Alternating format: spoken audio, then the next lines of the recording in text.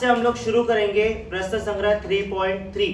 अब प्रश्न संग्रह 3.3 को शुरू करने से पहले सबसे पहले हम लोग इसका बेसिक क्लियर करेंगे। तो यहाँ पर ध्यान दो बेटा, प्रश्न संग्रह 3.3 में आपको क्या करना है, आपको n पदों का योगफल ज्ञात करना है। n पदों का योगफल, ठीक है। प्रश्न संग्रह 3.3 में आपको n पदों का योगफल ज्ञात करना है, ठीक है।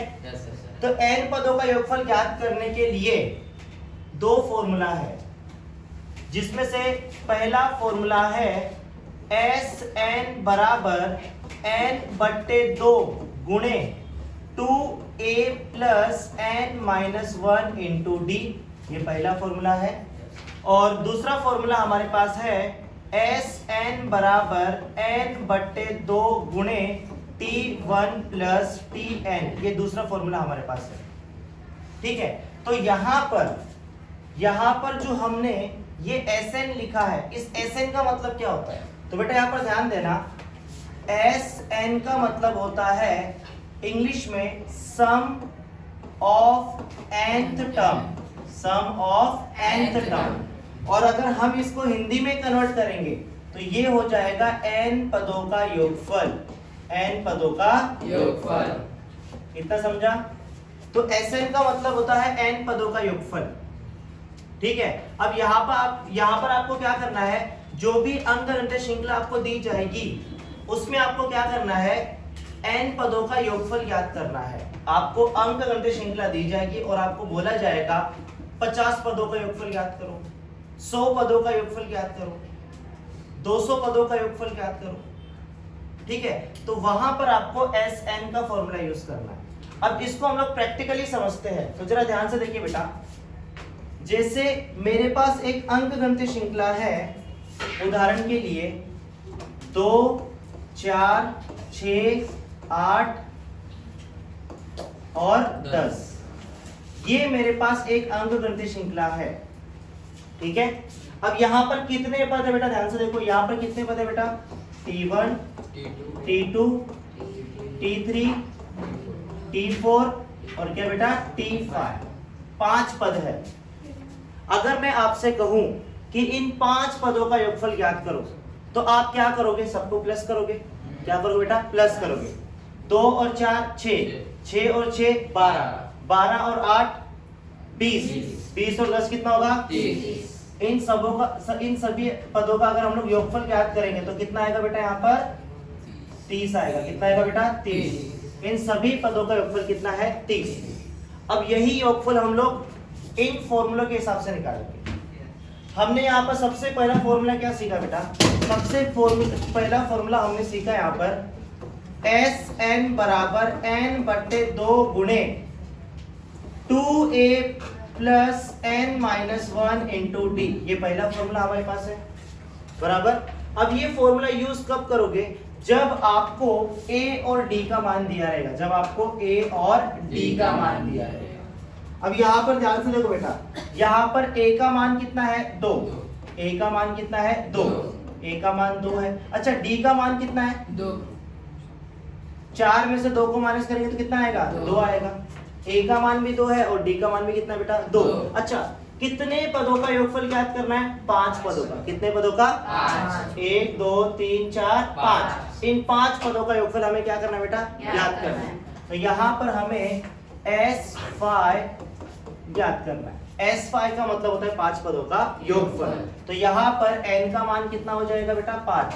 n का मान कितना हो जाएगा, 5। समझ में आ रहा है? तो फॉर्मूला हमारे पास है Sn बराबर n/2 गुणे 2a plus n-1 into D. अब इसको फॉर्मूले को याद कैसे रखोगे, उसका भी ट्रिक है। देखो बेटा, हमने Tn का फॉर्मूला किया था, Tn का फॉर्मूला क्या होता है बेटा, a plus n-1 into D. उसी से आप इसको भी याद रख सकते हो। देखो यहाँ पर Sn बराबर क्या होता है, सबसे पहले तो आप लिखोगे n/2 और गुणे में ये फॉर्मूला एज इट इज लिख दो, a plus n-1 into D. बस यहाँ पर गुणे में आपको 2 लगाना है। ये फॉर्मूला आपको इस तरह से याद करना है। समझ में आ रहा है?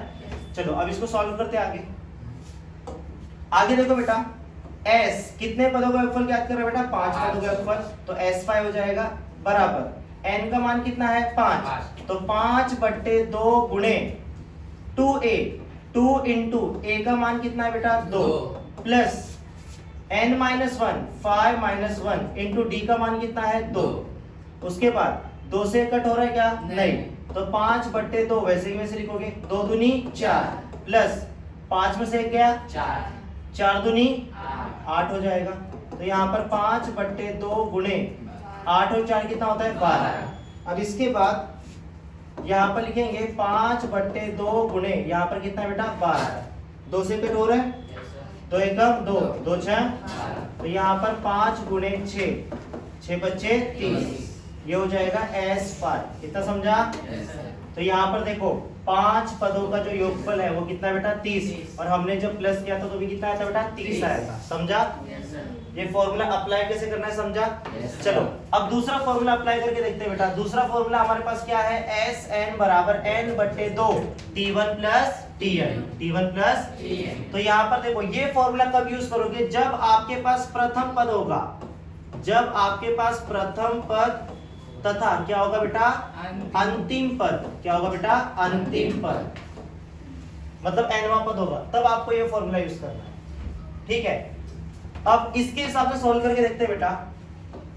इस अंकगणितीय श्रृंखला को ध्यान से देखो। यहाँ पर T1 का मान कितना है बेटा 2। अच्छा, Tn आखिरी पद कितना है बेटा 10, Tn का मान कितना है यहाँ पर 10। इतना समझा? समझ में आ रहा है क्या? Tn मतलब T5 का मान दिया, Tn मतलब किसका मान दिया बेटा T5 का। ठीक है, T5 जो है वो अंतिम पद है, तो यहाँ पर लिखेंगे Sn बराबर n/2 गुणे T1 प्लस Tn। अब 5 पदों का योगफल ज्ञात करना है, तो S5 बराबर होगा बेटा 5/2 इंटू T1, T1 का मान कितना है 2, प्लस Tn, Tn मतलब T5 हो जाएगा। ठीक है, तो यहाँ पर 5/2 इंटू 2 प्लस T5 का मान कितना है बेटा 10, तो यहाँ पर 5/2 गुणे में 2 और 10 कितना होगा बेटा 12। 2 से कट हो रहा है, 2 एकम 2, 2 6, 6 बच्चे कितना आएगा 30। तो यहाँ पर S5, तो 5 पदों का योगफल कितना है बेटा 30। तो आपके ऊपर है बेटा कि आप कौन सा फॉर्मूला यूज करना चाहते हो, बट कंडीशन ये फॉर्मूला कब यूज करोगे? जब आपके पास A और D का मान दिया रहेगा। ये फॉर्मूला कब यूज करोगे? जब आपको T1 और Tn का मान दिया रहेगा, तब। समझ में आ रहा है? तो कंडीशन के हिसाब से आपको क्या करना है, फॉर्मूला यूज करना है। समझ में आ रहा है? और Sn का फॉर्मूला कब यूज करोगे? जब आपको n पदों का योगफल पूछा जाएगा। समझ में आ रहा है? और मैंने कई बार देखा है बेटा कि बच्चे क्या करते हैं, अगर n पदों का योगफल पूछा है तो Tn का फॉर्मूला यूज कर देंगे, nवां पद पूछा है तो Sn का फॉर्मूला यूज करेंगे। ठीक है, तो यहाँ पर एक चीज तो आपको याद रखना है कि Tn का फॉर्मूला कब यूज करते हैं? जब आपको nवां पद पूछा जाएगा तब। और Sn का फॉर्मूला कब यूज करना है? जब आपको n पदों का योगफल पूछा जाएगा। n पदों का अगर आपको योगफल पूछा है तो ही आपको Sn का फॉर्मूला यूज करना है, वरना नहीं। समझ में आ रहा है? तो इसके बाद हम लोग स्टार्ट करेंगे प्रश्न संग्रह 3.3। सबसे पहले काम करो, इसको लिख लो आप।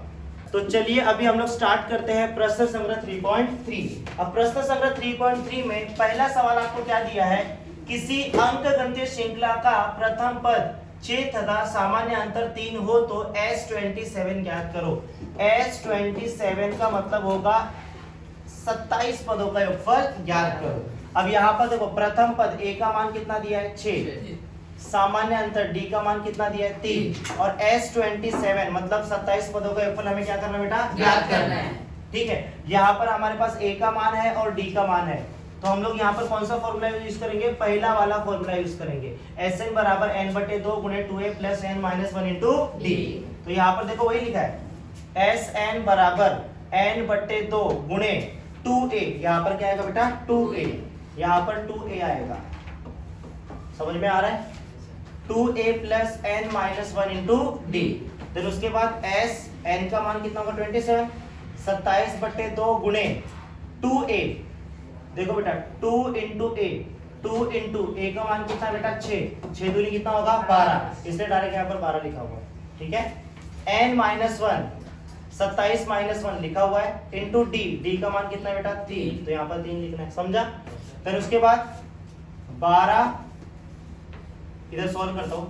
12 प्लस 27 में से 1 गया, कितना बचेगा 26, और गुणे में कितना है बेटा 3। 12 प्लस 26 का गुणा किसके साथ करेंगे बेटा 3 के साथ, तो 6 3 18 हाथ से लगी 1, 6 दूनी सॉरी 3 दूना 6, 6 और 1 7, तो यहाँ पर आएगा 78। 78 प्लस 12 कितना होता है बेटा 90, तो यहाँ पर 90 आएगा। 2 से इसको क्या देंगे बेटा भाग देंगे, 2 एकम 2, 2 चौक 8, 2 बचे 10, तो यहाँ पर 45 आ गया। 45 का गुणा किस में करेंगे 27 में, 27 इंटू 45, 7 बचे 35, हाथ से लगी 3, 5 दूनी 10, 10 और 3 कितना होता है 13, 7 चौक 28, हाथ से लगी 2, 4 दूनी 8, 8 और 2 कितना होता है 10, 5, 8 और 3 कितना होता है 11, हाथ से लगी 1, 1 और 1 2, और यहाँ पर 1 आएगा।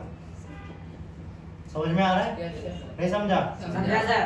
परफेक्ट किया क्या देखो एक बार। हाँ सर। 5, 8 और 3 11, हाथ से लगी 1, 1 और 1 2, और यहाँ पर 1, 1215, यहाँ पर लिखेंगे 1215, ये किसका मान हो जाएगा बेटा 27 पदों का योगफल का।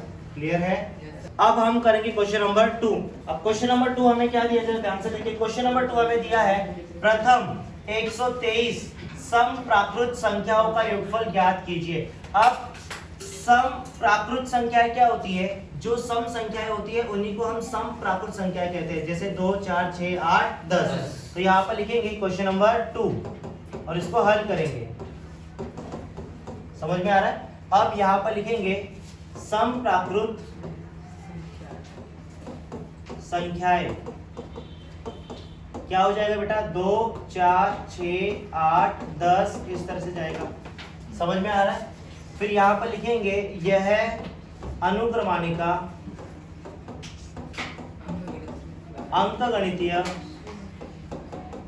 अंकगणितीय श्रृंखला में है।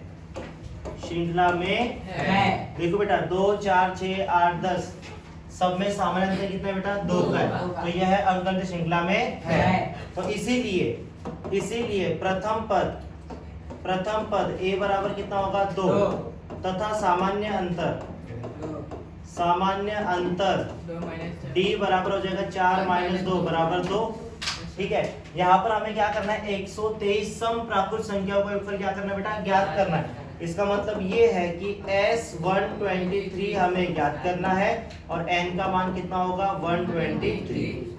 123 सम प्राकृत संख्याओं का योगफल ज्ञात करना है, तो S123 ज्ञात करना है हमें। ठीक है, तो इसके लिए हमारे पास फॉर्मूला है सिंस Sn बराबर होता है n/2 गुणे 2a + n-1 × d। ये फॉर्मूला हम लोग इसीलिए यूज कर रहे हैं क्योंकि हमारे पास a और d का मान है इसलिए। ठीक है, तो यहाँ पर हम लोग लिखेंगे s कितने पदों का योगफल ज्ञात करना है 123। S123 = 123/2 × a का मान कितना बेटा यहाँ पर 2 + n-1 123 - 1 × d का मान कितना है 2। फिर उसके बाद 123/2 गुणे 2 दूनी 4 प्लस 123 में से 1 गया 122 और गुणे में कितना बेटा 2। उसके बाद 123/2 इनटू में देखो बेटा यहाँ पर परफेक्ट लिख देता हूँ इनटू 4 प्लस 22 को 2 से गुणा कर 122 को 2 से गुणा करेंगे बेटा 244 आएगा। ठीक है, देन 123/2 इनटू 248 दोनों को क्या करेंगे बेटा प्लस करेंगे। ठीक है, अब उसके बाद 2 से कट हो रहेगा 2 एकम 2 2 एकम 2 2 दूनी 4 2 चौक, तो 123 × 124 इन दोनों को गुणा करेंगे 123 × 124 4 3 12 हाथ से लगी 1 4 दूनी 8 8 और 1 9 4 एकम 4 2 3 6 2 दूनी 4 2 एकम 2। उसके बाद 123 2 9 और 6 कितना होता है 15 हाथ से लगी 1 4 और 4 8 8 और 4 12 हाथ से लगी 1 2 और 2 4 4 और 1 5 और यहाँ पर 1 आएगा। ठीक है, 15,252। तो यहाँ पर लिखेंगे 15,252, ये आएगा S123। इसका मतलब ये है 123 सम प्राकृत संख्याओं का योगफल कितना आएगा 15,252। और फाइनल आंसर आपको लिखना है 123 सम प्राकृत संख्याओं का योगफल, संख्याओं का योगफल बराबर कितना हो जाएगा बेटा 15,252। क्लियर है? Yes sir. कोई डाउट है? No sir. फटाफट इसको नोट डाउन कर लो।